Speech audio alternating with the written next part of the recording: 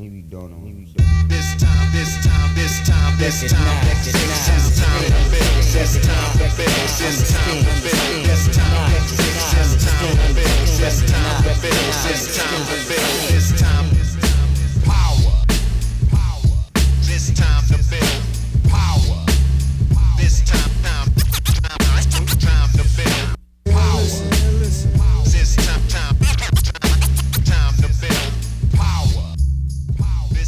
What's up, everybody? I'm your host, Chris Hampton, and this is part 6 of our 6+ part series. Plus, because we don't know how many there are going to be. 6 answers most of the questions, but then we've got several questions that kind of warrant their own episodes, and then more questions will come from those. And whoa, you know, you're in this for the long haul at this point. Snowball. Yeah. And I'm here with my friend Zach Alexander from 42 North Bouldering. And we just finished making a course, an online course called Boulder Builder that's meant for the spray wall, home wall user to help you set more effective, more creative boulders in an efficient way. Yep. And we got a bunch of listener questions from the social medias. We're just going to jump in here because it's part 6, and I've already said this 5 times to you at this point. Max HIC, I believe it is, asks ideal wall angle for different types of training. And I made a video. There is an extensive YouTube video on the best angle for your home wall, though it's not really talking about different types of training per se. For that, I don't think there is one wall angle that's best for all types. What do you think Max means by different types of training? I'm not sure. Unless it's like for vertical training, what's the best wall angle? Well, vertical. For caves, what's the best wall angle? Well, steep. I mean, I think that's the reality of it. For me, though, if I had to pick one angle, it would probably be 45. Sure. Yeah, why not? Which is the angle I picked. Yeah, it's great.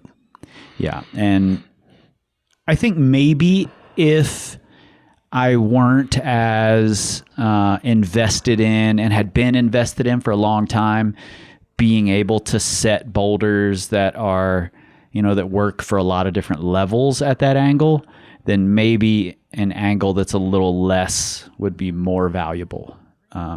Just because it's easier to set warm-ups, it's easier to set interesting and creative problems that aren't quite as difficult on lower angle walls. Something like a 30 would probably be where I'd go. Yeah. But ultimately, it really depends on what you're most excited about. Even if there were a best angle for your training, if you're not going to be psyched to climb on it, if it doesn't represent something that you're motivated to go do, doesn't matter anyway. So build whatever angle fits your space the best that you're going to be motivated by, and lots of angles have carryover to other angles. Yep. Just in general. One mistake I think a lot of people make, and I've certainly made this mistake, and it's something I've been kind of tumbling over in my brain for a while. I'm curious to get your take on it. Oh boy. Is this idea of I should build my wall at the angle I climb at most often outside. And I think that there is a point where that is not true. If you're able to climb on that angle outside often enough that you can use it for practice, and it's not just performance days once in a while, then maybe you shouldn't build that angle. Maybe you should build a different angle to fill out your skill set rather than I'm going to build that exact same angle that I climb on all the time anyway. Mm-hmm. I would say that for me, it would depend on what angle it is that you're climbing on outside all the time. Like if you were climbing on roofs outside all the time, or on the total opposite end of the spectrum, say you lived and you were climbing at the fins all the time and you were climbing vertical, maybe slightly slabby routes all the time and still very hard, but that was the angle that you were climbing at all the time. Well, I wouldn't build a home wall that is a roof or a vertical home wall, you know? But if you're climbing like generally steep terrain all the time or somewhere in that, 30 to 60 degrees where a lot of us spend time, especially boulders, then, I don't know. Still in the middle, those angles I feel like have a high degree of transference to pretty much every other angle. And, they're great. Yeah. And I think even on a steep wall, you can, if you use volumes in a smart way, you can use very small holds. Even at relatively easy grades, you can use pretty small holds on a volume if you've used it intelligently. And going the other direction, if you're climbing on a 45 and your feet and hands are at the same level and you're traversing across the wall, it's very similar to climbing a lot of roofs. So you can get a lot out of a 30 to 45 degree wall, in my opinion. Yeah. I think that you just you think about what your goals are, what your space allows, and then you sort of use that to direct, what your wall angle is, and you try to set yourself up to have as much skill transfer to a variety of different things as possible. And that is, in my mind, more your setting and you using the space than the actual wall angle. Like if you're between 30 and 50 or 60 degrees, like you're in the sweet spot, I think. Yep. So Max, I don't know if we skirted around the answer enough for you, but I don't think there is a great answer to that question. Something you have to figure out for yourself. Next up, sort of in the same realm, is Snack Smiter. Thanks for asking this question, by the way, because Zach and I have been perplexed by your question. How to maintain good footwork, body awareness without access to slab.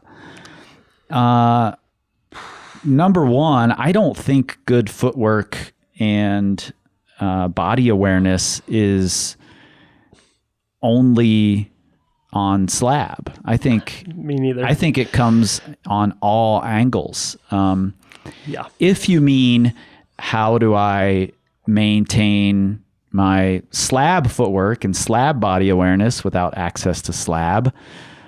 Well, my question would be, if you don't have access to slab, then why does it matter? And if you do have access to slab, then that's how you maintain it. Practice on the slabs that you do have. I think that's it's fucking fun. Like climbing on slabs is one of the most fun things ever. Funstrating. It's difficult and so cool and feels impossible, and then goes to working all of a sudden, and it's so much fun to do. And I've seen you climb, Max. I know that you can climb slabs. So I'm a little perplexed by the question. Yeah, I'm maybe not as perplexed as Zach, though. Yeah. I'm definitely trying to figure out how to use words to navigate an answer to this in an effective way. I think Max likes punishment, so I think that body awareness and footwork are skill sets that happen on every single angle of rock climbing, and what that skill set looks like, what that body awareness looks like, what that footwork looks like changes as the angle changes. But every single angle, it is present. It is a part of the thing that you are participating in.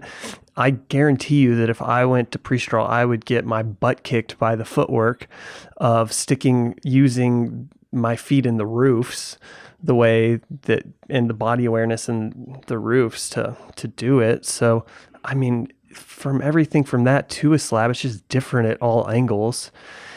And I mean, intentional energy into, setting and climbing on footwork intensive boulders, regardless of the angle, is the way to maintain it and to improve it. Well, I will say this, and I think you hinted at it there, that awareness in general is a skill that you can practice. And awareness doesn't care what angle you're climbing on or what type of terrain you're climbing on. It doesn't even necessarily care that you're climbing or not. If you practice body awareness doing any sport, it will carry over a little to other sports. And if you practice it climbing on a 45-degree wall, on a moonboard, whatever, that awareness will allow you to adapt your footwork faster when you do get to a slab, even if you don't get to climb on one in the gym. And frankly, I'm not sure that climbing on a slab in the gym is like climbing on a slab outside a lot of the time. Man, I can just think of so many times that I have been stymied by the footwork on steep stuff. Sure. Yep. So it's... Yeah, I think you can practice awareness in all aspects of your climbing, and it will help carry over. We just can't practice all the things. I can't practice climbing on every rock type, every angle, every style, every grip type. I can't keep those skills all topped off. But one skill we can keep topped off is general overall body awareness and positional awareness. And that will carry over to all of those things and make it a little quicker for you to adapt when you get to those new things. So I think maybe that's the answer to your question, Max. Then again, maybe not. Next up, David Coxon. If you only have a vertical wall, how to make it useful? You tilt it back to 45. That's how you make it useful. No, I think... Actually, I quite like climbing on vertical walls. The gym that I learned to climb in had a lot of vertical terrain, and I loved setting really difficult climbing on that vertical terrain. Yep. And I think you have to get creative. You have to get some bad holds first off, and you have to really work on the orientation of the holds. You can take what's a relatively good hold at a straight down pull and make it an undercling that's, above your head. You can make it a straight side pull with feet that don't complement it, and it becomes very difficult. So play around with how you're setting, how you're using the holds. Don't get locked into this one thought process. And I think our Boulder Builder course goes into this pretty heavily, how to adjust the variables on a boulder. And this works on vertical walls to roofs. Whatever the terrain, it's still the same variables that you're changing. Yeah, I would say, don't fall into the thought process of thinking that small holds are only become bad by becoming smaller, so that you just have a bunch of tiny crimps bordering on footholds on your vertical wall, messing with the orientation. But also slopey holds really can, make a difference. And personally, on top of changing the orientation of the holds, I would really think about adjusting the direction of the footholds so that you're not always standing directly on your feet while you're paddling hands or whatever. If your feet are on the same level or close to out to the side of your body and your hands aren't oriented as straight down pulls, you can really quickly begin to have hard movements on a vertical wall. I encourage you to think about hard vertical climbs that you have seen videos of or tried outside, and think about the elements of that made it challenging, and then slowly begin through practice incorporating that into your setting. Yeah. And, I know that you've thought about buying bad holds, getting bad holds. I'm sure that's the first place most people go when they're trying to come up with a way to make a vertical wall harder. But a lot of people do forget about the feet And that's why I designed the foothold lines that we have, the inductors, the resistors, and the diodes. And they all three serve different purposes, but I think they're a really good way to make climbing more difficult and so that it transfers better to your outdoor climbing.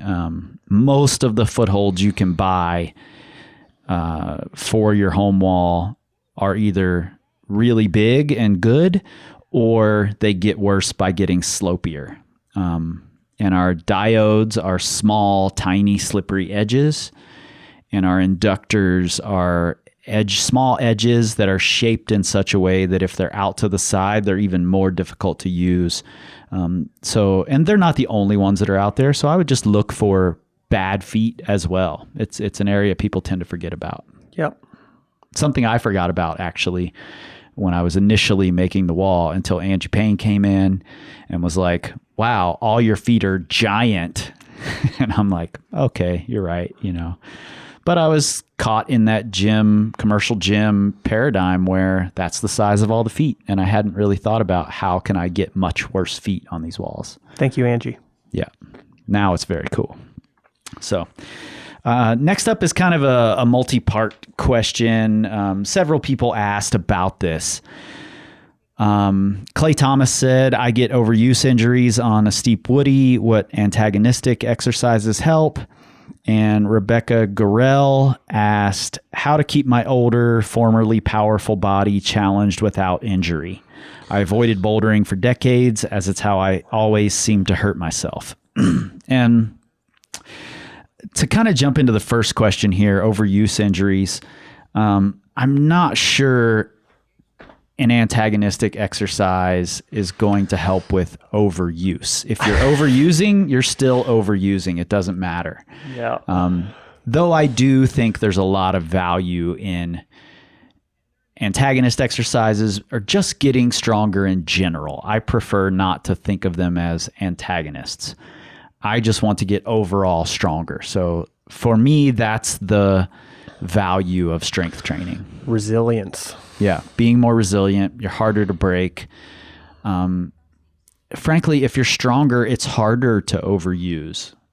You still can, absolutely, and nothing's going to stop that, except for your own, what's the word I'm looking for here? Your own diligence is the only way to stop overuse. But strength training in general, doing pushing, pulling, squatting, hinging. Some people would add crawling in there, and carrying as another general strength exercise. And I do think it's valuable. So, explore general strength and treat it like strength. Treat it like training. Don't treat it like rehab. Lots of people want to do antagonist exercises that only use little bands and really aren't making them any stronger. Treat this shit like training and get stronger. That's the way to get more resilient, period. I don't think that people, maybe you will like this, but the essence of your question is overuse injury. Yeah. It is a problem Clays specifically that has occurred because of overuse. Strength helps, resilience helps. Overuse is always going to be a thing, and you have to step in and take responsibility for your own actions and your own habits and stop overusing. I mean, that I feel like that's it, really. Yep. And that's hard. Oh, That's hard for people. I am a victim of it. I have had plenty of overuse injuries myself. Yeah, climbing's really fucking fun. It's hard to stop. And we come. I have a wall in my 10 steps from where we are right now. So and it's very hard not to just go out there and climb. And the notion of working harder rather than working smarter permeates in our culture, not just in our climbing culture, but in our Western culture. And it is easy to fall into that trap. Yep. So, I mean, it is not an attack on you personally, because I am also a victim of it, but it is a overuse thing, and that is the root cause of the problem. Yep. Absolutely. And kind of switching into Rebecca's question here, how to keep my older, formerly powerful body challenged without injury. She says she avoided bouldering for decades and, always seemed to hurt herself. And I get that. That was kind of a pervasive thought when I was coming up as a climber, that as you got older, you transitioned to easier sport climbing, endurance sport climbing. That seems to be kind of the trend, I am personally someone who loves to go against the grain, and I've tried to get better at bouldering as I've gotten older. And I don't know how old you are, Rebecca. I'm in my mid 40s. I think I'm 46 this year. I might be 47 this year. No, I actually don't. I stopped counting somewhere around 30 something. It's not hard math. I know. All math is hard math for me. I was born in 1974, so however old that makes me this year. 46, I think. Anyway, I think for me, bouldering is actually safer. After I had my shoulder surgery when I was 40, my first thought was I'll come back and I'll sport climb, because sport climbing is easier on my body. And what I recognized is that I have a tendency when I'm pumped to just lunge and latch at things. Like that was my Red River climbing style. And that would be with no mind toward, is my shoulder staying engaged when I'm lunging for this hold that's going to grab me back? And I very quickly realized that sport climbing was going to be more dangerous for me in that situation. And so I started bouldering more, and I found that I could have a little more control and not go into that mindset while bouldering. You do have to exercise some self-control. You do have to be diligent. If you're just flinging yourself around, if that's what bouldering is to you, then yeah, maybe you will end up getting hurt a little faster. But I think, back to the root of this question, number one, you avoid overdoing it. You can certainly overdo bouldering a little faster than general easy sport climbing. And you strength train, especially as you get older. Make yourself harder to break. Spend a little more time getting overall generally stronger. That's the best prehab that I know of. Yeah, I agree with a lot of what you said. Absolutely. I think that if you're talking about bouldering as being a more injurious discipline in the climbing sphere than the other types of rock climbing, I think that a lot of that is probably stemming from your thought process on bouldering and your approach to it. I don't think that it's inherently more dangerous than the other forms of climbing. I just think that it's maybe for a lot of folks, and not for everybody, but for a lot of folks, an easier thing to let's say misuse, even though that's not really the word that I want. But it's a more intense form of climbing, but it's also punctuated by longer periods of rest, and the periods of intensity come in waves of harder difficulty, but shorter. So if you sort of approach it with the mindset of it's more rest and harder efforts, and your value comes from quality, not quantity, then it's it's picking up a really heavy thing 2 times with a lot of rest in between versus, sport climbing is picking it up 30 times with less rest. And so I don't know that it's necessarily more injurious, but I think that if you approach it incorrectly, then that intensity adds up and leads you to injury. So I think a lot of it is your mindset and framing how you approach the activity that can potentially make you less injury prone and more resilient if you slowly build into adapting your body and your nervous system to that intensity through the periods of greater rest. Then, it becomes less of a thing that is psychologically dangerous, but also physically dangerous. Yeah, and I think expectations play a big role in that. If you're an experienced climber, which it sounds like Rebecca is, and you have this certain expectation going into bouldering, I should be able to do this. You're more likely to just throw yourself at it and get frustrated and put yourself in position where you're not respecting the intensity as well as you should be. It can be hard to rest. It certainly is hard between to rest. efforts, between days, all regardless of that period. And it's so essential to, the sport, to your body's health. Yep. And, since we've already thrown shade at commercial gyms many times throughout this series. We're just going to build a dome over them. Yes. I'll say another way that I think commercial gyms are failing climbers is that they're making their bouldering walls bigger and bigger and bigger and scarier to fall off of. Wow. That I hadn't even considered that when I approached this question, the impact of hitting the pads. Yeah, it's a real thing. And I know this can be hard to do, but I've made this recommendation to a lot of people. And honestly, I do it myself when I'm in commercial gyms a lot of the time. Rather than pick a grade that I think I can probably do that has this scary move at the top, I'll pick a harder grade and just finish it earlier. It's a completely arbitrary finish that someone made up. So I can make a completely arbitrary finish of my own.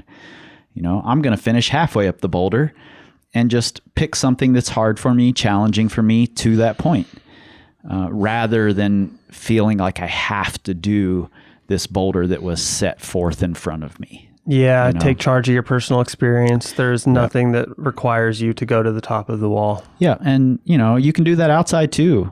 There are lots of highball boulders that were established as drop-offs prior to the highball. Some famous ones, Evolution. Fred Nicole did so many. Fred Nicole did lots of drop-offs. There's no shame in doing that. There's no shame in top roping it. If that's what you want to do. John Gill top roped lots of things that he did. Don't get trapped into this macho, I have to do it this way. This is the best style. Whatever's going to keep you climbing longer and allow you to have the most fun and get the most out of it is the best style, as far as I'm concerned, and not impacting other people's experience. Yeah. I feel like quite a few psychological elements that you could explore from the expectations and why somebody would do those things. But in the end, take charge for yourself. You don't have to go to the top. You can rest as much as you need to. If 2 efforts on something hard for you give you the benefit that you need, then, that's plenty. Yep, absolutely. So, Rebecca, I would say just try to reframe the way you're looking at bouldering and do some exploring of it, figure out what's safe for you instead of having to do it the way that other people do. There's certainly a way, because climbing movement is climbing movement, whether you're tied into a rope or not. Yes. And I personally, at least at this point in my climbing career, am enjoying the challenge of more intensity in, smaller sprints rather than the marathon type of climbing that I grew up doing. Yeah, it's less moves, it's shorter bouts. Yeah. So, and for me, it's working out well. So explore it. I think it's certainly possible for older climbers, aging climbers to have a lot of fun and improve through bouldering. Yeah. Doesn't have to be fingery or big falls or anything like that. Absolutely. Yeah. All sorts of ways you can customize the experience to fit you. Cool. And I will put in the links in the show notes and in the YouTube how you can check out the resistors, the diodes, the inductors, how you can check out the Boulder Builder course.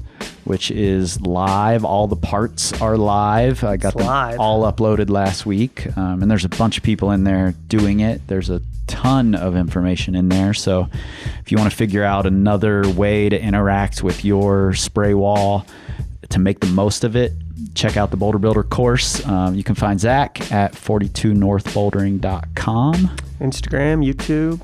All the places. And you can find us at powercompanyclimbing.com as always, on the Instagrams, the Facebooks, the Pinterests, the internets at large, minus Twitter, because we don't tweet, we scream like eagles. This time, this time, this time, this time, this time, this time, this time, this time, this time, this time,